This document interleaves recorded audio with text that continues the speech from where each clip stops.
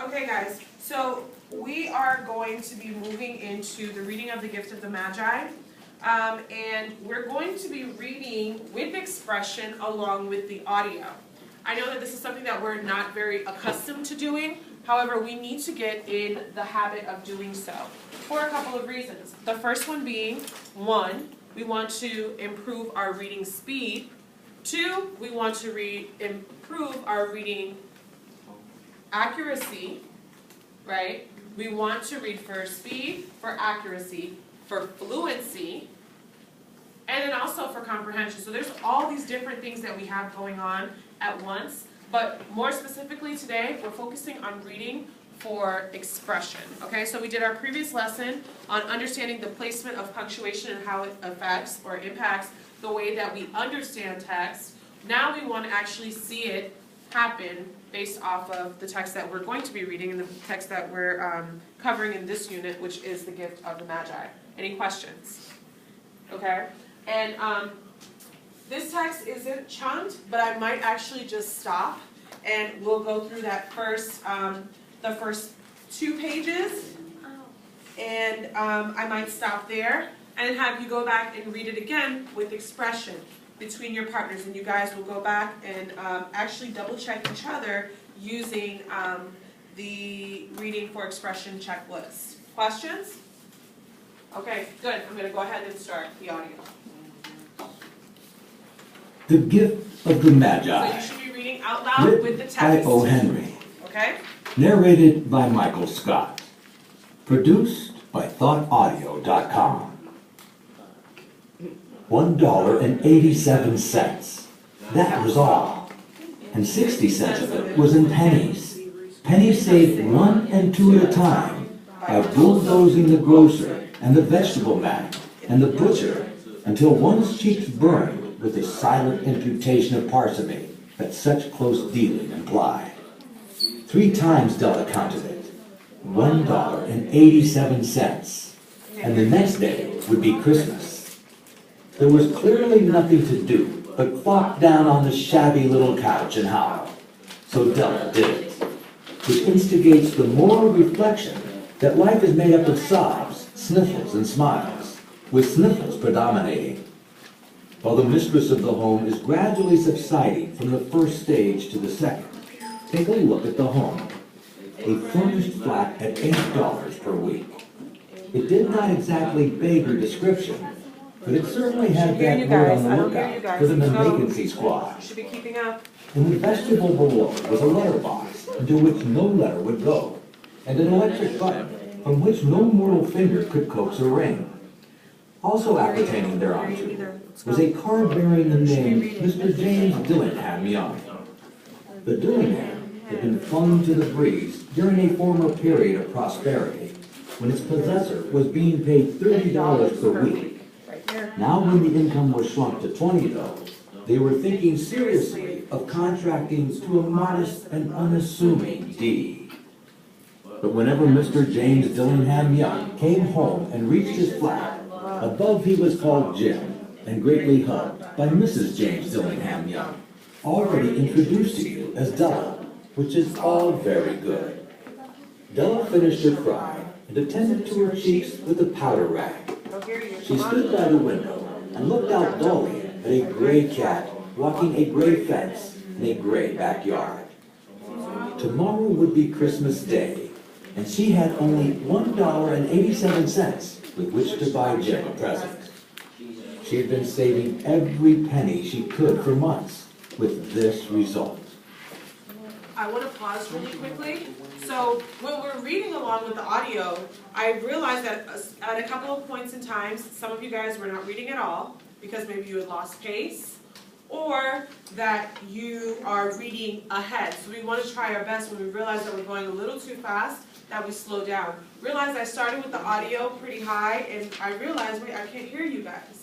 So I've been dropping it lower and lower because I want to actually be able to hear you, and I want to be able to hear you read with expression. When we go forward and we allow, and I allow you to read with expression or to follow the audio with your here, they're going to have to be able to hear you as well. So the three of you guys, or the three groups of you, will be reading simultaneously, and the other person has to be able to hear you. So while Gabriella's reading over here, Charlena should be able to hear her, but you should also be able to hear Patrick reading as you listen, okay? For his reading with expression. So you want to keep that in mind, okay? So we're going to pick back up where we left off. Is everybody on point? Yes? Anybody lost? $20 a week doesn't go far. Expenses had been greater than she had calculated. They always are. Only $1.87 to buy a present for Jim. Her Jim. Many a happy hour she had spent planning for something nice for him. Something fine and rare and sterling. Something just a little bit near to being worthy of the honor of being owned by Jim. There was a pier glass between the windows of the room. Perhaps you've seen a pier glass in an $8 flat. A very thin and very agile person may, by observing his reflection in a rapid sequence of longitudinal strips, obtain a fairly accurate conception of his looks. Della, being slender, had mastered the art. Suddenly, she whirled from the window and stood before the glass. Her eyes were shining brilliantly, but her face had lost its color within 20 seconds. Rapidly, she pulled down her hair and let it fall to its full length. Now, there were two possessions of the James Dillingham Youngs in which they both took a mighty pride. One was Jim's gold watch that had been his father's and his grandfather's. The other was Della's hair. Had the Queen of Sheba lived in the flat across the air shaft, Della would have let her hair hang out the window someday to dry, just to deprecate Her Majesty's jewels and gifts. Had King Solomon been the janitor, with all his treasures piled up in the basement, Jim would have pulled out his watch every time he passed, just to see him pluck at his beard from envy. So now Della's beautiful hair fell about her, rippling and shining like a cascade of brown waters. It reached below her knee and made itself almost a garment for her. And then she did it up again nervously and quickly. Once she faltered for a moment and stood still while a tear or two splashed on the worn red carpet. On went her old brown jacket. On went her old brown hat. With a whirl of skirts and with a brilliant sparkle still in her eyes, she fluttered out the door and down the stairs to the street. Where she stopped, the sign read, Madam Soffrey, hair goods of all kinds. One flight up Della ran and collected herself, panting. Madam, large, too white, chilly, hardly looked the Soffrey. Will you buy my hair? Asked Della. I buy hair, said Madame. Take your hat off, and let's have a sight at the looks of it. Down rippled the brown cascade. $20, said Madame, lifting the mass with a clap in his hand. Give it to me quick, said Della.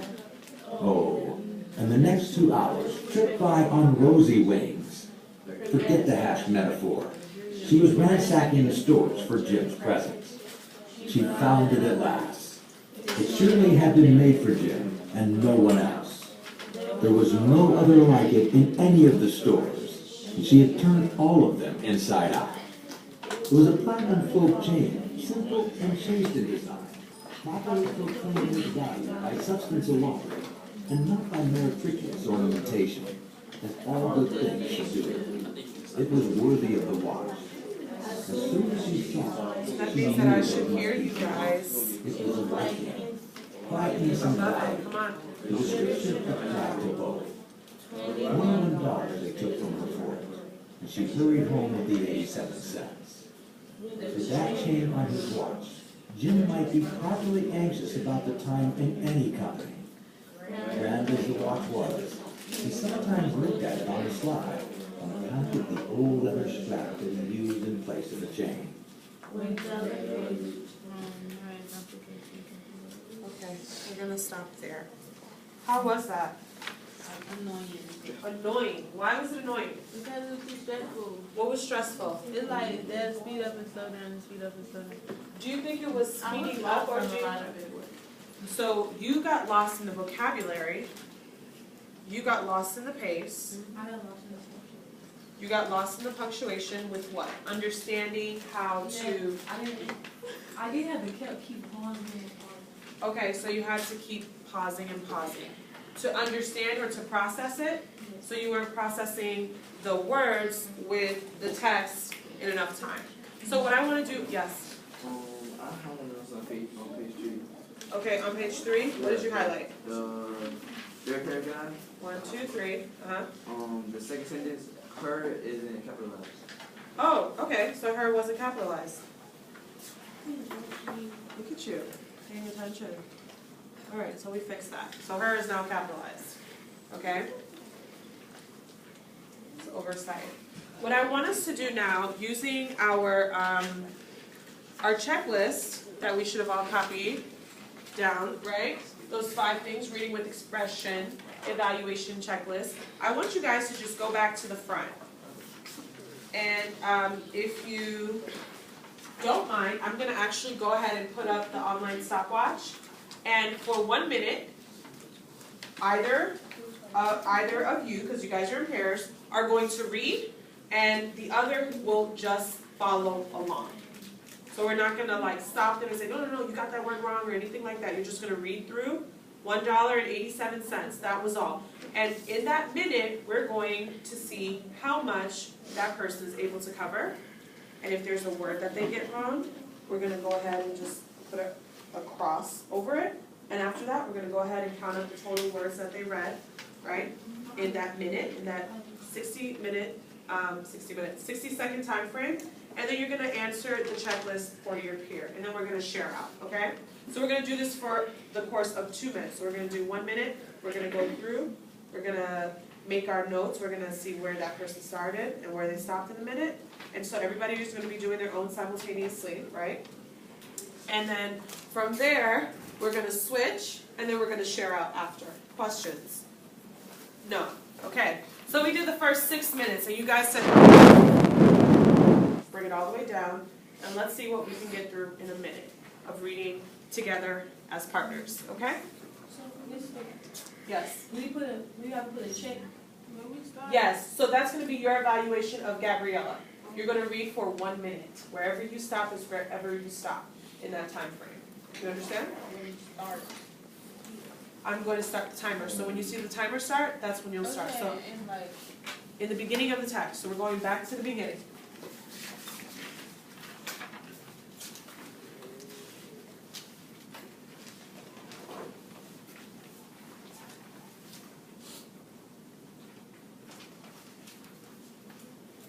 Okay, any questions?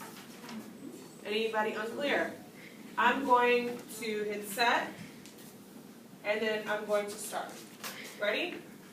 Set. So you guys should know who's going to read and who's going to be just listening. Right? So you guys have already established that. And go.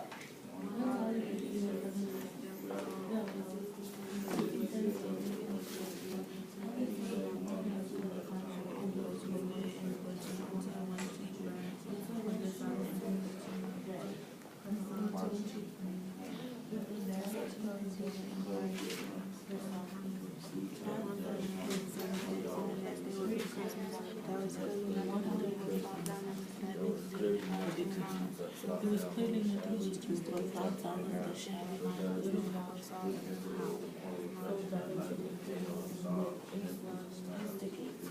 moving on which instigates the moral reflection that life is made up of soft, simple smiles, with noble clock while the mistress of the home is going to sustain you from the first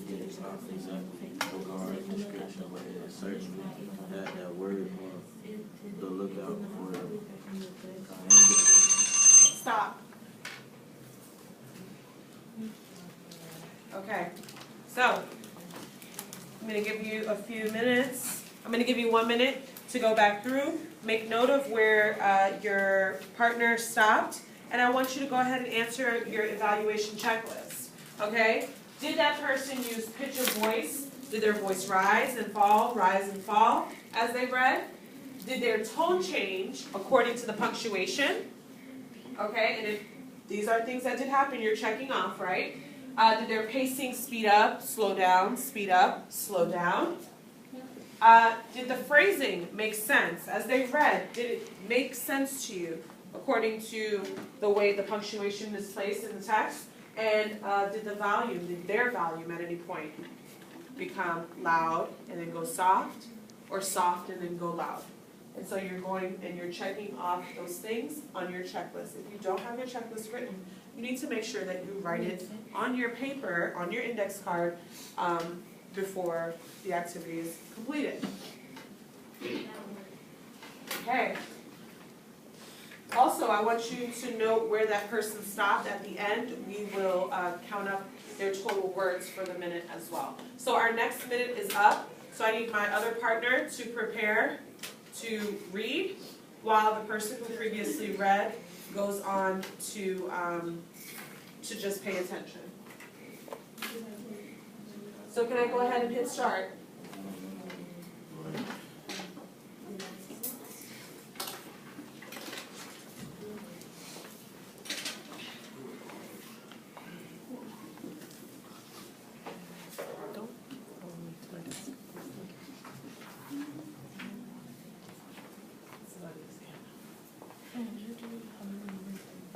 Okay, so are we ready? You know where the other person is going, starting? Okay, ready? Go. $1.87. That was and 60 cents gave us pennies. Penny saved 1 and 2 at a time by both those in the grocery and the fresh machine. And the butcher saved 1 with the salad reputation parsimony that such clothes really implied 3 times Della counted it. $1.87 and the next day. Which instigates the moral affection that life is made of sobs, sniffles, and smiles with syllables predominating. While the mysteries of the home was readily subsiding in the first solution segment,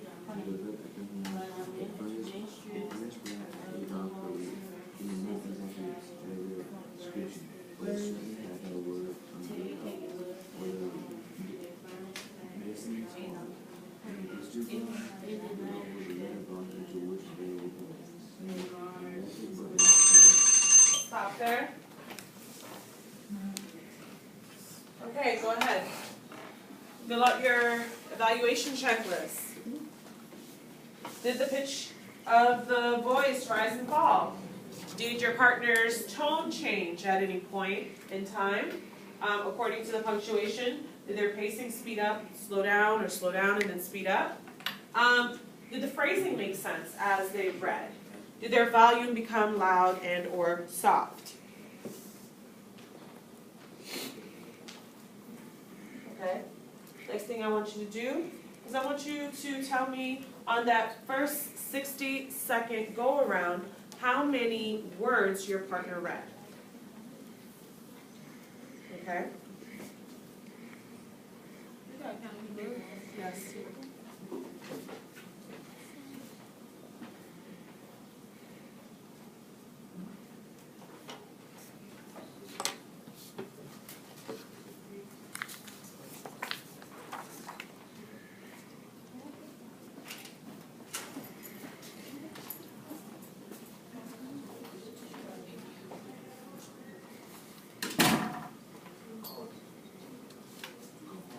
Excluding any words that they didn't pronounce properly or that they skipped over. Sorry. You guys are reading.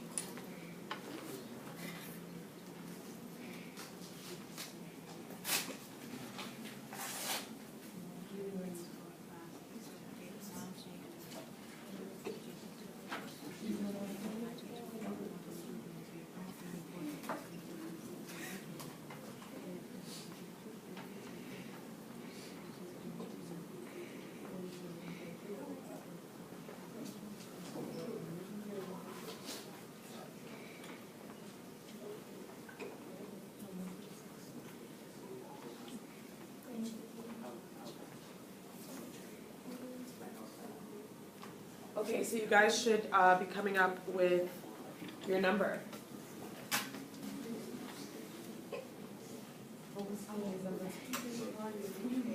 154, okay. What was your number? 151, 146. Jakaya, what was Patrick's number? 168. How many did Jakaya get?